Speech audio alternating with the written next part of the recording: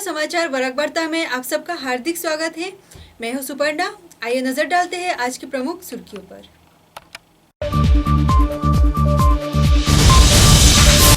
Karimganj bypass पर हुआ एक भयानक सड़क हादसा। ट्रक व बस के टक्कर के चलते जख्मी 13 यात्री।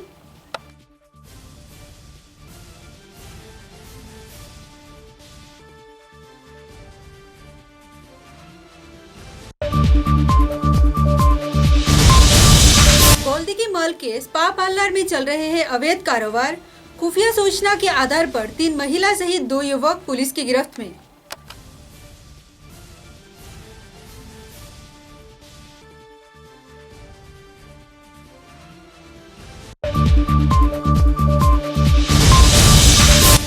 अवैध कोयला, रेत आदि पर रोक लगाने की मांग पर आमशु ने जिला उपायुक्त को दिया स्मारक पत्र। समस्या को सुलझाने का किया गया मांग।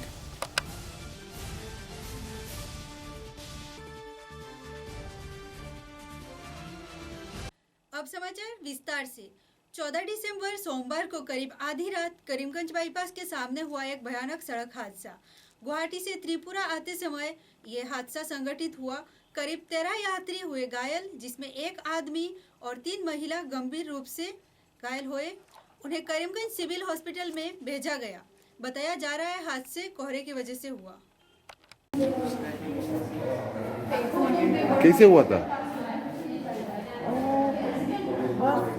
मैं तो सो रही थी ना, बस ट्रक को टक्कर दे दिया था रात को? हाँ, तब ट्रक को टक्कर दे दिया तो फिर मुझे कुछ याद नहीं हुआ। मुझे लग गया और मुझे कुछ याद नहीं हुआ। कितना पैसेंजर थे गाड़ी में? वो तो मैं बता नहीं सकता, पूरा फुल पैसेंजर था।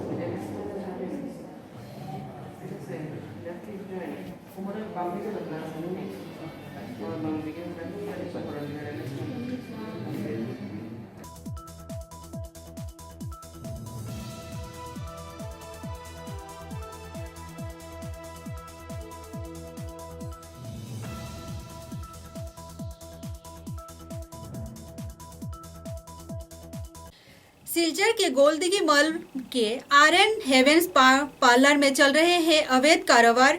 मंगलवार शाम को खुफिया सूचना के आधार पर सिलचर सदर पुलिस ने एक अभियान चलाकर रंगे हाथों पकड़े कुछ लोगों को।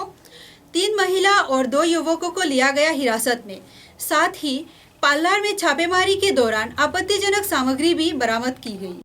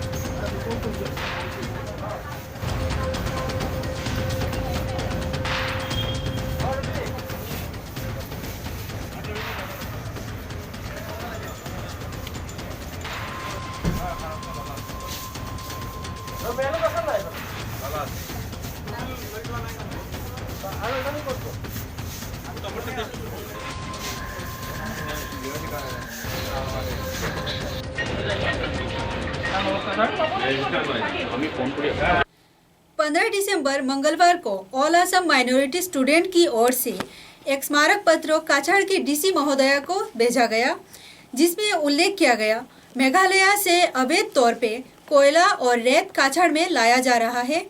संगठन की ओर से जिला उपायुक्त को 12 घंटे की समय सीमा दी गई। अगर कोई ठोस कदम इस समय के अंदर नहीं लिया गया तो आमशु की तरफ से अवैध वाहनों को रोक दिया जाएगा। All Assam minority student union के तरफ से कचहर डिस्ट्रिक्ट कमेटी के तरफ से आमसू के तरफ से आज हम एक मेमोरेंडम सबमिट किए डीसी ऑफिस में हम सबमिट किए। एडीसी थे वहाँ पे राजीव दास जी थे, उनके साथ हम लोगों का बात हुआ। मेमोरेंडम हम इसलिए सबमिट किए कि जो इलीगल जो ट्रक है हम लोगों का बराक बेली में बराक घाटी में जो ट्रक मेघालय से आके बराक में घुसता है, तो उन ट्रकों का कोयला का ट्रक है, वो ट्रक पिछले 6 महीने से हम लोगों के बराक बेली में आता है, लेकिन किसी एडमिनिस्ट्रेटिव लेवल से कोई एक्शन अभी तक नहीं लिया गया। हम लोगों ने बार एडमिनिस्ट्रेटिव को बार हमने इत्तला किया कि ऐसा बराक बेली में इलीगल ट्रक चल रहा है, जिसके कारण हम यूथ खो रहे। हम लोग हमारा बीच में आपको शायद पता चला बदरपुर एनसी कॉलेज का 5 लड़के एक साथ एक्सीडेंट हुए वही इलीगल ट्रक की वजह से। तो हम बार उनको हमारे डीसी को बार हम ये रिमाइंडर दिए कि ऐसा हो रहा है वैसा हो रहा है, लेकिन अभी तक कुछ एक्शन नहीं लिया गया। इसीलिए आज हम डायरेक्ट डीसी ऑफिस में हम आज एक मेमोरेंडम देने हम आए डीसी ऑफिस में। इसीलिए आए कि उनके साथ हमारा बात मेमोरेंडम देके उनके साथ हमने बात किया कि ऐसा वैसा आज 6 महीना से ऐसा हो रहा है बराक बेली में। लास्ट हम 12 आवर्स आपको हम टाइम दे रहे हैं। इस 12 आवर्स में अगर इस इलीगल कोयला का ट्रक हो या पत्थर का ट्रक हो या सैंड का ट्रक हो, अगर आप उन पे आप नियंत्रण ना कर सके तो हम फील्ड में जाके डायरेक्ट हम इलेक्ट्रॉनिक्स मीडिया प्रिंट मीडिया लेके हम उस ट्रक को हम अटकाएंगे।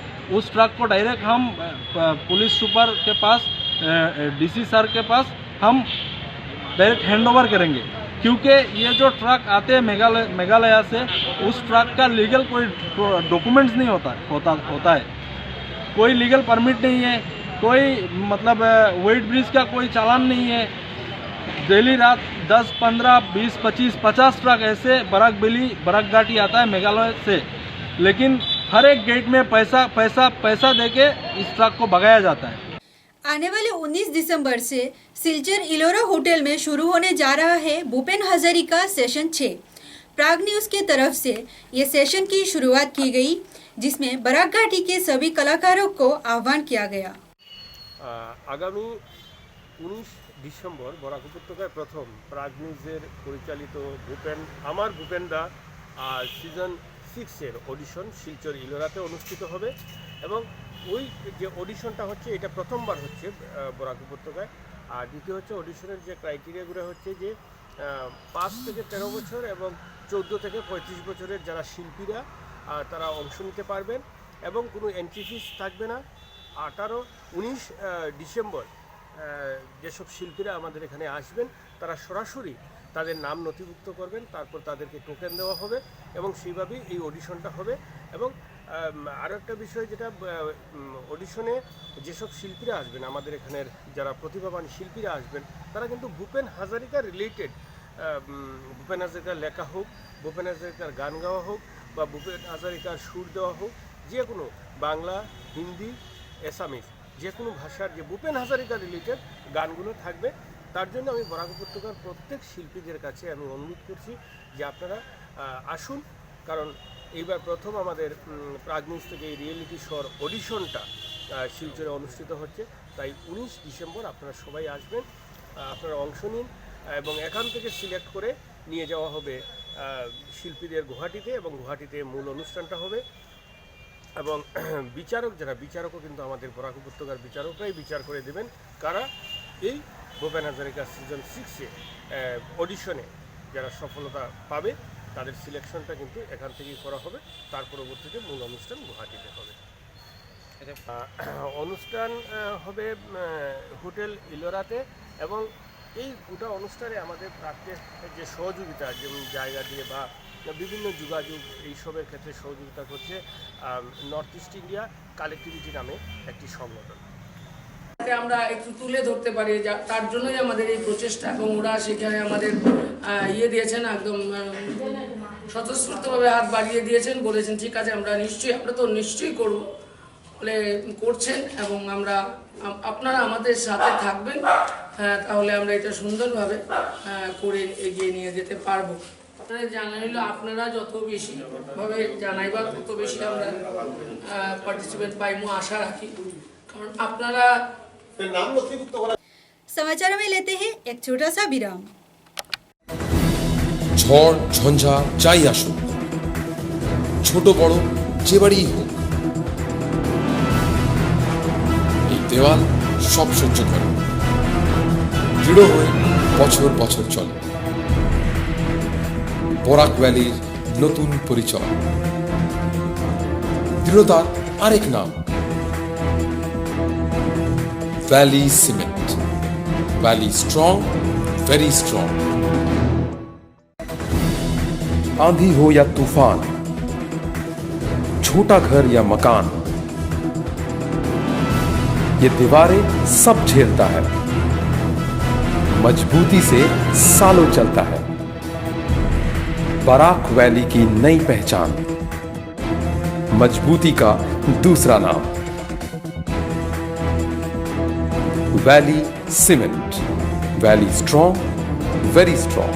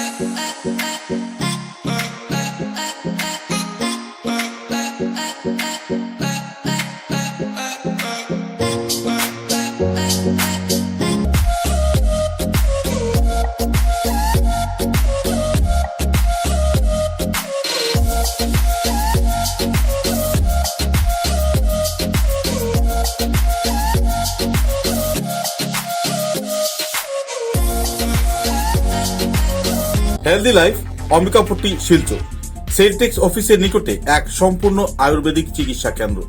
বরাক উপত্যকায় প্রথমবার পাটনা থেকে আগত বৈদ্যরাজ ডক্টর আর কে সিং যে কোনো ধরনের পুরনো বাতরোগ, চর্মরোগ, নার্ভের সমস্যা, শ্বাসকষ্ট, যৌন সমস্যা, গ্যাস্ট্রিক, পেটের সমস্যা, অর্শ ভগন্দর, ঋতুস্রাব, মাসিক দুর্বলতা, ডায়াবেটিস এবং যে কোনো ধরনের গুপ্ত রোগের সুনিশ্চিত চিকিৎসা করছেন। পাশাপাশি প্রত্যেক মঙ্গলবার ও শনিবার বিশিষ্ট চিকিৎসক ডক্টর আর কে সিং এর তত্ত্বাবধানে রোগীদের সুষ্ঠুভাবে চিকিৎসা করা হচ্ছে। বুকিং এর জন্য আজই যোগাযোগ করুন 9678710867 নম্বরে। समाचारों के अगले चरण में सृष्टि की एक अनोखी रचना है समुंदर। हमारे मनोरंजन तथा फिल्मों में एक अहम भूमिका होता है समंदर का। चाहे दुख हो या सुख हो, समंदर तट में बैठने से हमें आनंद ही महसूस होता है। कोरोना काल के कारण लंबे समय से समंदर तट में जाने से सरकार ने पाबंदी लगाया था। आखिरकार 14 दिसंबर को तमिलनाडु सरकार द्वारा चेन्नई के मरीन बीच को आम लोगों के लिए खोल दिया गया, जिसके बाद से स्थानीय लोगों में खुशी दिखाई दे रही है। खाली समय में लोग समंदर तट में अपना समय गुजार रहे तो वही बच्चे रेत तथा पानी से खेलते नजर आए। एक तरफ जहां कोरोना वायरस के चलते बराकाठी तथा पूरे देश में तनाव का माहौल है, पूरे देश भर के लोग कोरोना वायरस के चलते परेशानी के कगार में है, लेकिन वक्त के साथ साथ माहौल बदल रहा है।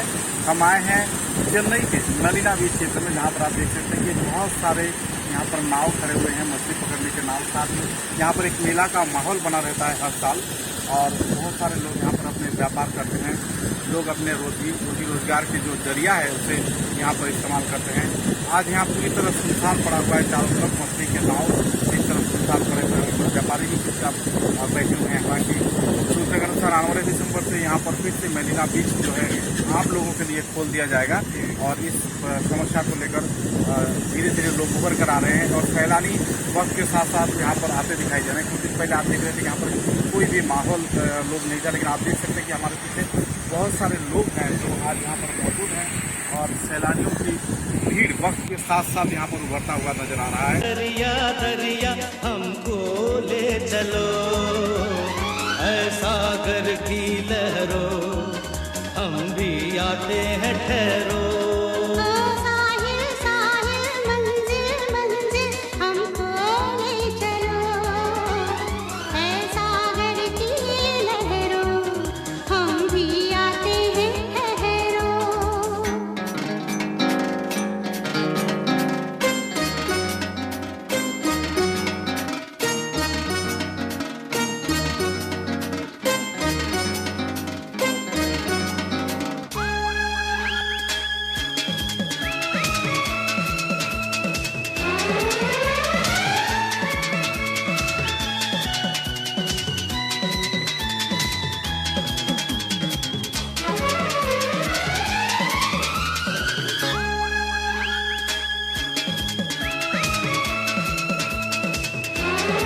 हमारे साथ मौजूद है एक सैलानी जो अपने परिवार के साथ यहाँ पर आए हुए हैं मरीना बीच पर और उससे बात करना चाहेंगे। तो आपका नाम जानना चाहेंगे?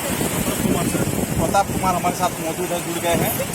ये जो माहौल का बदल रहा है, आपको कैसा लग रहा है? अच्छा लग रहा है, नेक्स्ट टाइम भी आ सकते हैं, बात आके बात करेगा। कैसा अनुभव हो रहा है दादा यहाँ पर आके? पहले से बहुत मतलब बेटर है, लेकिन पहले के मुकाबले बहुत अच्छा लगे। पूरा भीड़ रहता था, लेकिन अब थोड़ा सा कम हो गया। बट नेक्स्ट टाइम में भी शायद इससे ज़्यादा भीड़ मिले और जो भी प्रॉब्लम है वो जल्द से जल्दी ठीक हो जाए। बेसिकली वैसे हम दिल्ली से आए हैं, ये बेंगलुरु से आए हैं टूर के लिए। तो अब वैसे जो सोचा था वो माहौल नहीं है, आज सारी दुकानें बंद है, भीड़ है नहीं है। बट अच्छा लग रहा है, शायद नेक्स्ट टाइम अगर हम आएंगे तो ज़्यादा अच्छा लगेगा। कुछ लोग कहते हैं कि जब भीड़ रहती है तो यहाँ पर उतना मज़ा नहीं आता जो कि सुनसान में होता है। आपका क्या अनुभव है? मेरे हिसाब से भीड़ में ही है, चहल पहल 4 लोग दिखते हैं, अच्छा माहौल आता है, अलग अलग जगह से आते हैं, अपने अपना पहनावा ड्रेसिंग सेंस वो सब देखने को मिलता है, ताकि पता चलता है कि इंडिया में कितने कल्चर है हमारे पास। तो भीड़ मुझे तो भीड़ में पसंद रहना अच्छा लगता है, खाते रहते माहौल में।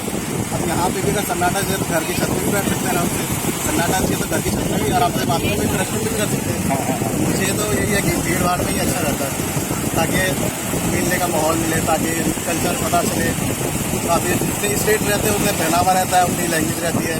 अब जैसे हमारी है दिल्ली से पूरी चेन्नई में, हम भी देश के बहुत सारे समुदाय के लोग यहाँ पर जुड़ते हैं, बहुत वेरियस कम्युनिटी पीपुल सब यहीं पे आते हैं। अलग जगह है, आना ही पड़ेगा तभी तो कल्चर के बारे में पता चलेगा। 15 दिसंबर मंगलवार को जात कफन कोऑपरेटिव सोसाइटी लिमिटेड कमेटी के गठन प्रक्रिया व शपथ ग्रहण कार्यसूची संपन्न हुआ। सभा में जिला अधिकारी तथा बोर्ड ऑफ डायरेक्टर उपस्थित रहकर इस कार्यसूची को सफल बनाया। आने वाले 5 सालों के लिए चेयरमैन एकलाचूर रहमान को कार्य सौंपा गया। संदर्भ में पेश है बराकवार्ता के कालीगंज प्रतिनिधि जाने माने पत्रकार बदरुल इस्लाम का खास रिपोर्ट। এগুলো আমরা ফেস করেই থাকি, যে হারে সে কখনোই খুশি হয় না, এটা চিরকালের নিয়ম। সে যাই হোক, এখন এআরটিএস এর আমি বললাম যে ওনার অ্যাপ্রুভেল লেটারের নাম্বারটা 11 ডিসেম্বরের, এবং আজকে 7 জন হয়েছে, তার 2/3 মেজরিটি কোরাম আউট অফ 10। এখন সব কিছু তো আইনের অনুসারে চলতে হয়। আসাম সমবায় সমিতির আইন ধারা 36 সাবসেকশন 1 এর দ্বারা আপনাদের ফার্স্ট মিটিং হয় এবং ফার্স্ট মিটিং হচ্ছে এখন। আমি আপনাদের অনুরোধ করব সবাইকে যারা নির্বাচিত হয়েছেন আপনার চেয়ারম্যানের নাম প্রস্তাব করুন। আমি এখলাসুর রহমানকে চেয়ারম্যান পদের লাগি ইয়ে করছি প্রস্তাব গ্রহণ। अखिल भारतीय विद्यार्थी परिषद की ओर से रविवार को करीमगंज जिला पुस्तकालय सभागार में एक छात्र सम्मेलन का आयोजन किया गया। इस अवसर पर विभिन्न स्कूल कॉलेज के छात्र सहित महेश भागवत, डॉक्टर सुजीत तिवारी, दीपंकर पाल, डॉक्टर संजय सिन्हा, शिशु रंजन दास व प्रमुख हस्तीगण मौजूद थे। आज আমরা অখিল ভারতীয় বিদ্যার্থী পরিষদ করিমগঞ্জ শাখার পক্ষ থেকে একটি ছাত্র সম্মেলন মানে বিদ্যার্থী সম্মেলন আয়োজন করেছি, যেখানে পুরো করিমগঞ্জ জেলার পুরো সব স্কুলের ছাত্রছাত্রীরা আছে, ওরা পার্টিসিপেট করেছে। এবং আমরা বিগত 6 ডিসেম্বর, যেটা ছিল আমাদের সমতা দিবস উপলক্ষে, একটি আর্ট কুইজ কম্পিটিশন অর্গানাইজ করেছিলাম। সেটার প্রাইজ ডিস্ট্রিবিউশন সেরেমনিটাও আজকে আমরা রাখি। আজকে এই উক্ত সভায় আমাদের মুখ্য অতিথি হিসাবে আমাদের মহেশ ভাগবতজি, আমাদের জোনাল সম্পর্ক প্রমুখ, উনি উপস্থিত ছিলেন। সাথে সাথে বিভিন্ন স্কুলের পড়ুয়ারা, ছাত্রছাত্রীরা, ওরাও ছিলেন, ওদের গার্জিয়ানরাও ছিলেন। আজকের এই বিভিন্ন এত সব মানুষ থেকে আমরা অনেক আনন্দিত হয়েছি যে অখিল ভারতীয় বিদ্যার্থী পরিষদ করিমগঞ্জ জেলা এত বড় একটি সম্মেলন অর্গানাইজ করতে পেরেছে। আমাদের উপরে অনেক প্রেশার ছিল যে কীরকম আমরা অর্গানাইজ করবো, স্টুডেন্ট হবে কিনা না, এই কোভিড প্রোটোকল মেনে। কিন্তু সব কিছুই আমরা সাফল্যভাবে আমরা এটা করতে পেরেছি। এটা এইসব পুরোটা, এটা যদি পুরো ক্রেডিট যায়, এটা আমাদের পুরো কার্যকর্তার, যারা অসংখ্য পরিশ্রম করে আজকে এই প্রোগ্রামটাকে সফল করেছে। करीमगंज जिले में all Assam trend home guard association के पहल पर विभिन्न मांगों के आधार पर करीमगंज माद्रासा में एक बैठक आयोजित की गई। संगठन के कार्यकर्ताओं ने पत्रकारों से उनकी मांगों का उल्लेख किया ताकि सरकार आने वाले दिनों में उनका ध्यान आकर्षित कर पाए।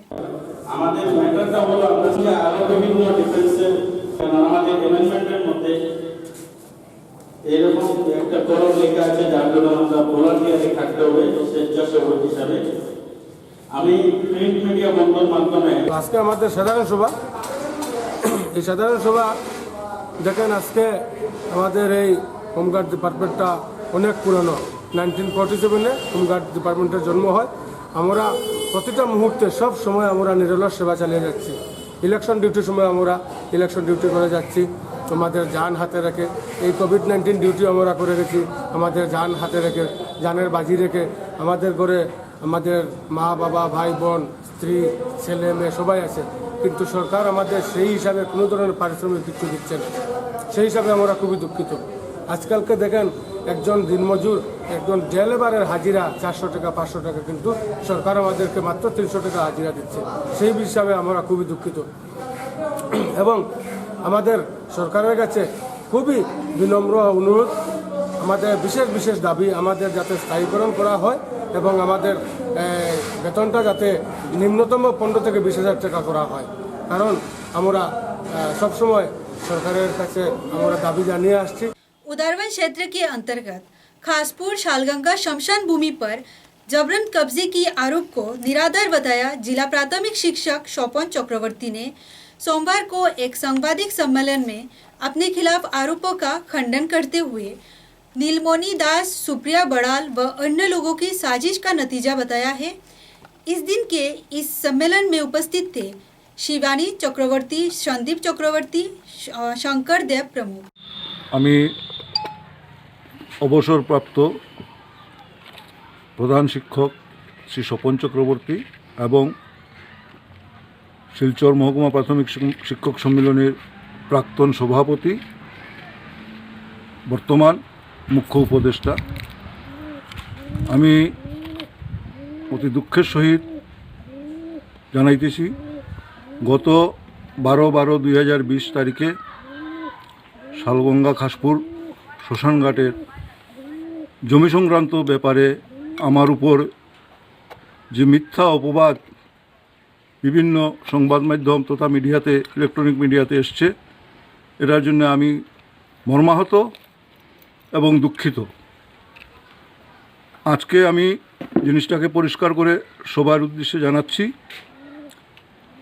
এই যে শ্মশান ঘাট, এই শ্মশান ঘাট খাসপুর গ্রান্ট তথা 7 নম্বর ওয়ার্ডে অবস্থিত এবং আমার মাটি এবং আমার পৈতৃক সম্পত্তি दिगोर खासपुर 6 नंबर वार्डे अवस्थित। समाचारों के अंत में बराक वार्ता की सुर्खियां एक बार फिर।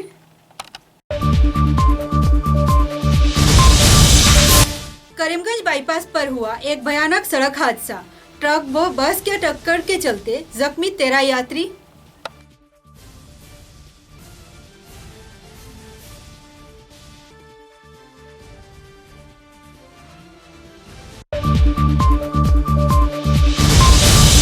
गोल्दी मल के स्पा पार्लर में चल रहे हैं अवैध कारोबार। खुफिया सूचना के आधार पर 3 महिला सहित 2 युवक पुलिस की गिरफ्त में।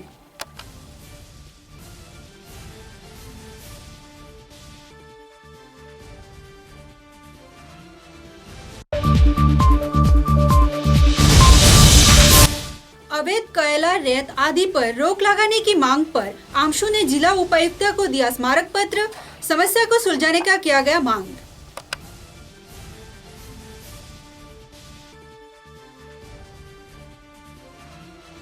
अब तक की बराक वार्ता में बस इतना ही। नमस्कार।